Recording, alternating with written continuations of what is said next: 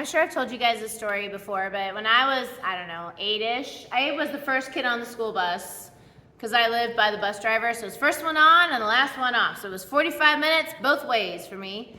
And my best friend at the time, Jill, it's funny that my best friend now's name is Jill, and they are different Jills. But my best friend at the time, she got on like 2/3 of the way through the route. And so I would save a seat for her so that we could sit together. And I was sitting there one day, and this kid, Brian Spiker, he came up, he had his like helmet with his shoulder pads and all, all this stuff. And he's like, I'm gonna sit with you. And I said, no, I'm saving the seats, take it. I said, I'm saving the seat for my friend. He's like, move over. And I said, no, I'm saving this seat for my friend. And he takes his football equipment, he shoves me over, because he was a little older than me. And so I was mad. I went home and I told my mom, I'm like, he pushed me over and I couldn't save the seat for Joe. And my mom said, I'm going to swear here in a second. My mom said, you tell that boy that if he pushes you again, that your dad's going to beat the shit out of him. And I was like, my mom just told me to swear. And so the next day, he came over, he's like, move over. And I said, no. And he's like, move over. And I said, my mom told me to tell you that if you bother me again, my dad's going to beat the shit out of you. And he left me alone because he knew my dad, because Brian was a Boy Scout, and the Boy Scouts sold our Christmas tree, so they had like a trailer on our property. And my dad is kind of intimidating. Like the guys in my class called my dad Rando because he would come do archery demonstrations, and they were just afraid of him. He was just kind of intimidating looking. And so he never messed with me again. And I stood up. It was the one of the times I stood up to a bully on the bus. So we've been finishing up our series. We're finishing up our series on bullies.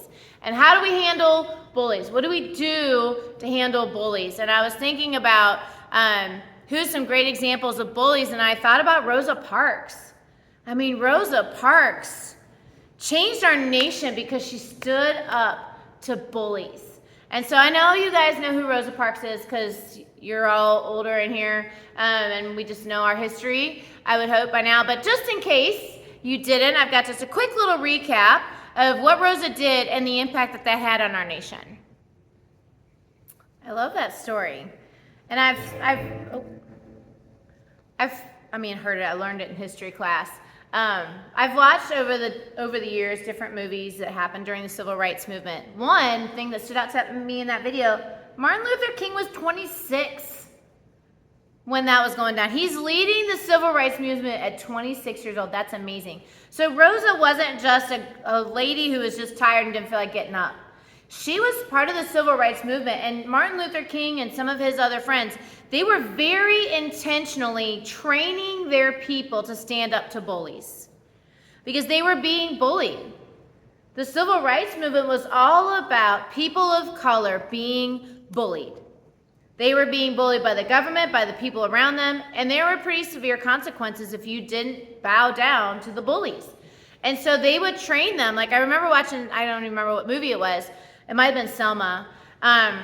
They would have people come at night, like after a diner would close, the civil rights people, Martin Luther King and his people, would have people come and sit at the counter, and they would train them to be hit, spit upon, like yelled at, people get in their face. Like they trained them to stand up to bullies.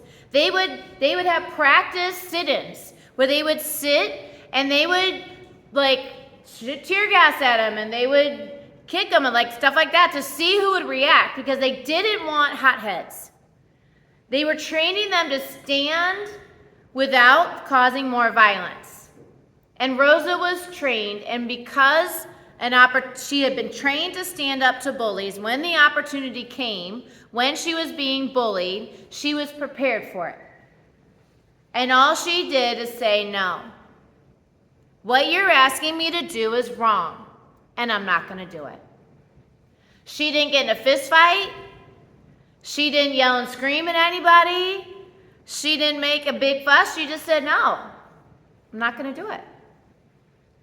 She'd been trained by Dr. King, and Dr. King was a minister, and he was trained by the Bible. Jesus also taught his people how to withstand bullies. He was bullied. Jesus was bullied all the time. He was bullied by these guys called the Pharisees. These Pharisees were the religious leaders, and they thought they were the end-all be-all, and they were to be looked up upon, and everybody needed to bow down to their way, and if you didn't, there were bad consequences. If you didn't, they'd kick you out of the church, and being kicked out of the church wasn't like we think, like, so what, I'll go find another one.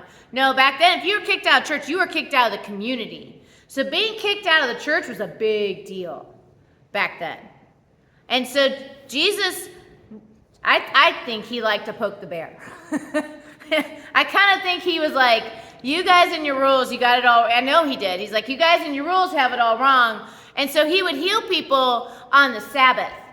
Now in the Old Testament rules and the Jewish rules, the Sabbath was this day where you did no work. And they took their Sabbath very seriously. You couldn't even like make your bed on the Sabbath.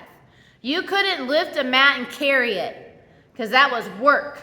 And you're not allowed to work on the Sabbath.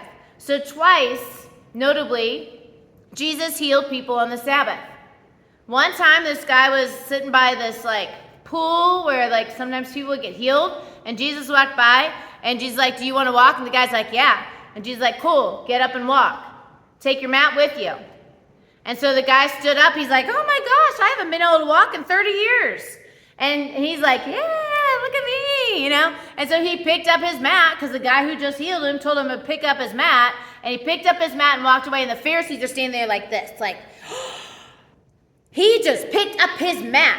They weren't excited that the man who'd been paralyzed for 30 years can walk. They were mad because he carried a mat on the Sabbath. This just goes to show you their hearts, you know. Another time a guy was blind, been blind since birth. And Jesus is like, what do you want? He's like, I'd really like to be able to see, man. He's like, all right, cool, I'm going to heal you. So Jesus spit in the dirt and made mud, and then put the mud on the guy's eyes, and then told the man to wash it off, and he could see. And he was able to see. Jesus did a miracle. And I would think like the Pharisees should have been like, yes, God's coming through. God's doing miracles. And they're like, you just made dirt. You made mud on the Sabbath. You just worked. You're not allowed to work on the Sabbath. Who do you think you are? You must be from the devil because you are working on the Sabbath. And so when they hear about this guy who was blind seeing on the Sabbath, they want to know, like, who did this? Who did this to you? How did he do it? And so they bring the blind guy's parents in to cross-examine them, and they were like, we're not getting in trouble. We're not getting kicked out of the synagogue because of this. We don't know. We plead the fifth. And so here's the story. It says, that's Rosa, sorry. We already watched that. All right, so they bring in the Pharisees and the man who's blind, and then, I just told you, they healed him on the Sabbath. And the Pharisee's like, how'd you do it? He's like, I don't know, he made mud and put it on my face. And so the Pharisee's like, so this guy can't be from God because he's working on the Sabbath. And then so the Pharisees pull in the parents, and they're like, what's happening? And the parents are like, well, that's our son. And we know he was born blind, and now he can see. Who opens his eyes? I don't know. Ask him. He's of age. They're like, we're not getting kicked out of the temple for this. So you can ask him. They're like, let him speak for himself. And the parents were afraid that the Jewish leaders who had already decided that because the Jewish leaders were like, anybody who says Jesus is good, you out. And so that's why they said So the second time they asked the man, they're like, you need to give glory to God and tell the truth. We know that the man who healed you is a sinner. And the blind man says, whether he's a sinner or not, I don't know. One thing I do know is I was blind, and now I can see. And they're like, what did he do? How did he do it? He's like, well, I told you. He's probably thinking, like when someone asks you 12 times, and you're like, oh my God, I already told you. That's where this man is. He's like, I already told you. We've been through this. Why did you ask me here? You've heard the story. Do you want to be disciples? So he's getting snarky because he's frustrated.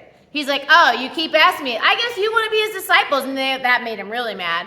So they hurled insults at him. And they're like, you and your fellow, you're one of his disciples. We are disciples of Moses. And we know that God spoke to Moses, but this guy, we don't even know where he comes from.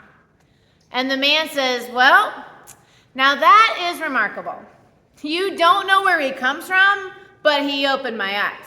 So this guy made me see, where do you think he got that power? He's like, we know that God doesn't listen to sinners. He listens to godly people and who do his will. Nobody has ever heard of opening the eyes of a man born blind. Have you ever heard of anybody being blind from birth and they suddenly can see? Where do you think that power came from? So he's like, if this guy isn't from God, then he couldn't do anything. This guy has to be from God or he wouldn't have been able to make me see. And they got really mad. They're like, you were steeped into sin at birth. How dare you lecture us? And they threw him out. Because that's what bullies do. When bullies don't get their way, they get violent. When bullies don't get their way, they put the heat on even more. When Rosa Parks said no, it started a bus boycott that lasted over a year. And the people in the South that were the bullies, the racists in the South, they did not like it. And you know what increased? The violence. The bricks being thrown in window, Klan activity, people being beaten, people being murdered. All that intensified after Rosa Parks stood up and said no. Because bullies don't like to be stood up to. They will try to get everybody they can to get on their side. They will intimidate, threaten, do whatever they can to try to get people to bend to their will. And Jesus is saying, don't do it. This man is like, I'm not bowing down. You want me to say that this guy's from the devil and he healed me, but that doesn't make any sense. I'm not bowing down to me. Throw me out. I don't care. He's showing us that that's what we do. That's what Rosa did. She says, I'm not bowing down to you anymore. I'm done. I'm not going to let you push me around anymore. Nope, that's the slide from last week. So, what our natural reaction is when people react violent, when a bully gets violent with us, our natural reaction is going to want to be to get, powerful back, to get violent back. And I've heard people who have been bullied, who've been picked on, kids say this all the time. They're like, my dad says that if someone picks a fight with me, that I should end it. I shouldn't start it, but I should end it. Kids say that. I hear that all the time. And I was listening, I overheard the principal having, she has a chalk with each class about dress code and the rules and all that. And she's like, look, we've got cameras everywhere. If somebody comes and squares up on you and you throw the first punch, then you're the aggressor. If someone punches you once and you start punching them back, you're both going home. But if someone punches you and you're like, and you're trying to run away and you're trying to get away, you are not in trouble. That's what Martin Luther taught his people. There's so many people nowadays that you diss me and I'm taking you down. You hurt my feelings, well, I'm going to hurt you back. You take out my eye, well, I'm going to take out your eye. But Jesus is like, hold up. We are New Testament people. That old way, that old thinking, that's gone. I've come to make something new. And the new thing is, instead of taking their eye if they're mean to you, fighting back if they're mean to you, I say don't resist that person. Don't resist an evil person. If they slap you, turn to the other side. If they want your shirt, give them your coat. And that's what Dr. King taught them. They spit in your face, you still sit there. They yell and scream and call you a bunch of names, you still stand up for yourself, but you don't fight back. And this is how we're supposed to react to bullies. If someone's bullying you, it could be someone in your family. Maybe there's someone in your family that always has to have their way. And they're pushing people around, they make the decisions and they get really nasty or passive aggressive that they don't get their way. Maybe someone in your office is a bully. Heck, when I was taking my leadership, my classes for seminary, I had a whole basically half of my class was about how to deal with church bullies, which I just like, church bullies? And they're like, yeah, a lot of churches have church bullies. They're people who like, it's got to be my way, and if you don't do it, then I'm going to like make your life miserable. And he was like, there have been people who've like split up churches because someone doesn't get their way, and like, that's a bully. You know what I mean? Like, and so they said the way you stand up to bullies, whether it's in your family, whether it's at work, whether it's at church, whether it's in the schoolyard, is you stand up and say, that's not the way this goes. I'm not going to bow down to you. You don't placate them. You don't try to buy them off. You don't butter them up. You're not like, oh, let me take you out to lunch. Maybe if we were better friends, you won't be mean to me. That's not what Rosa did. She wasn't like, listen here, Mr. White Man, how about we just become friends and then you won't try to steal my seat? She just said, no, I'm not doing it. I'm going to stand up for what I think is right, and if there are consequences, then there's consequences. We are supposed to stand strong. We stand strong in faith. We stand strong in what we believe to be right according to the Bible. Do we go pick fights? No. We need to stand up against bullies. And not in a mean way, not in an eye for way, in a kind way, but still like that passive standing. That like, I'm not gonna back down, but I'm also not gonna fight you. That's what we're taught in the Bible. And the good news for us in Deuteronomy, I know this is an Old Testament phrase, but I still think it bears true. It says, be strong and courageous. Don't be afraid. Don't be terrified. The Lord goes with you and will never leave you. The Lord is with you. Did things get bad for Rosa? Yeah, it got so bad she moved to Detroit. She moved to Detroit. Which I just think like, why? But maybe she had family, I don't know. But she had to leave the South. Things got so bad for her. She continued. She was part of the NAACP. She was like a secretary or something for her branch of the NAACP. She continued to fight for her rights and for the rights of other people of color, basically until she died. She continued to stand and say, no, what you're doing is not right. And the Lord was with her. And what she did changed our nation. That one moment of standing up to a bully changed our nation. Just think, if you were trained, now remember, she was trained. If you were trained, if you know ahead of time, like let's say that you got someone in your family who's a bully. They come in and take over everything and wreck it in the family. They take over the plans. They take over whatever. Think about ahead of time. How am I going to handle this situation? Stand up in that moment. Say, no, we're not going to do it that way this year. That way doesn't work for the rest of the family. It only works for you. If you've got that person at work who's constantly like, hey, have you watched Back to the Future? Do you guys watch that movie? Remember, is his name Buzz? He's like the bully who tries to push Marty around all the time. And Marty stands up to him, and it like changes his future because it's Back to the Future. Then he sees his like future self, and it totally changes his future. When we stand up to a bully, we might not change a nation, but we can change our future. We can change our family's future. We might be able to change the culture of our workplace when we stand up to bullies. And so I dare you this week to practice. Martin Luther practiced with his people.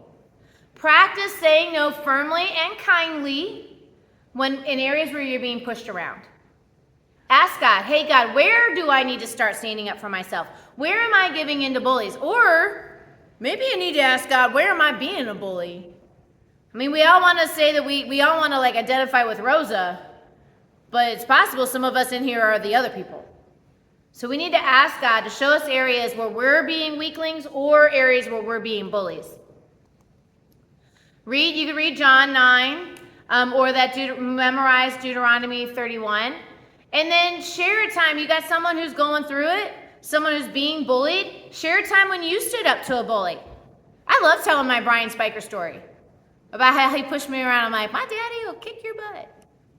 Share that story of how you were able to stand up to a bully. Share it with a child. Share it with a friend. Share it with People work, you see someone at work and everyone steamrolls over them all the time. Share that story with them. Hey, this is what I did. Someone was doing that to me, and you know how I handled it? I handled it like this. We don't have to be pushed around anymore. We should never be violent. We shouldn't be violent against people, but we absolutely can and should stand up for what we believe is right and not let bullies steamroll over us. And you can, because God is with you at all times. And all God's children said, amen.